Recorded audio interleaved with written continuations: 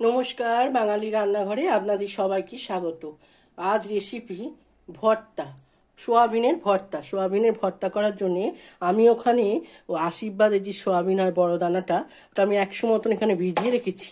এখন যেটা দিতে হবে, এটা হচ্ছে একটা হাফ পেঁয়াজ, বড় পেঁয়াজের একটা হাফ অংশ আমি দিয়েছি, 3টি শুকনো লঙ্কা, 6টা রসুন আর অল্প একটু জিরে আমি এখন কড়াইয়ের মধ্যে দিয়ে দিলাম। এখানে আমি সরষের তেল ইউজ করেছি। আমি ওই 2-3 মিনিট মতো একটুখানি ভেজে নিলাম।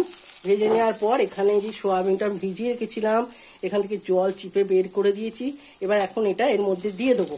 দিয়ে আমি কিছুক্ষণ নাড়াচাড়া করে এটাকে আমি একটু ঠান্ডা হতে দেবো। আমি যেগুলো পেঁয়াজের সাথে আমি ভেজে নিয়েছিলাম সামান্য সোয়াবিনটা, ওটা এখন আমি এই একবার দুবার ঘুরিয়ে নিয়েছি। এখন এর মধ্যে দিতে হবে অল্প একটু লবণ আর সামান্য একটু চিনি। এতে আমি আর একটু জল দিয়ে আমি এটা নরম করে নেব, নরম করে মেখে নেব।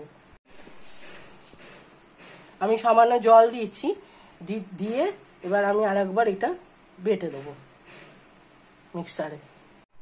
আমি আবার চলে এসেছি, এখানে নিয়েছি 2 চামচ সর্ষের তেল আর দেবো একটা শুকনো লঙ্কা। আমার গলার অবস্থা কিন্তু খুব ভালো নয়, আপনারা একটুখানি কষ্ট করে শুনে নেবেন।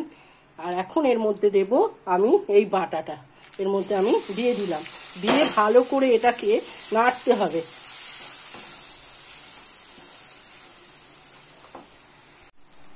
একদম ড্রাই হয়ে এসেছে, এই সময় আমি গ্যাসটা বন্ধ করে দেব। আর এর মধ্যে দেব সামান্য একটু, গ্যাস বন্ধ করে দিতে হবে, সামান্য একটু লেবু দিলাম। আমার এই রেসিপিটি আপনাদের যদি ভালো লাগে একবার খেয়ে দেখবেন, গরম ভাতে খুব ভালো লাগে। আর সর্দি হলে তো কথাই নেই, সর্দি কাশি হলেই। যদি ভালো লাগে একটা লাইক, শেয়ার আর কমেন্টের জন্য অনুরোধ রইল। চ্যানেলটা সাবস্ক্রাইব করবেন যাতে নতুন নতুন রেসিপিগুলো আপনাদের কাছে পৌঁছাতে পারে। ভালো থাকবেন, সুস্থ থাকবেন, ভালো খাবার খাবেন।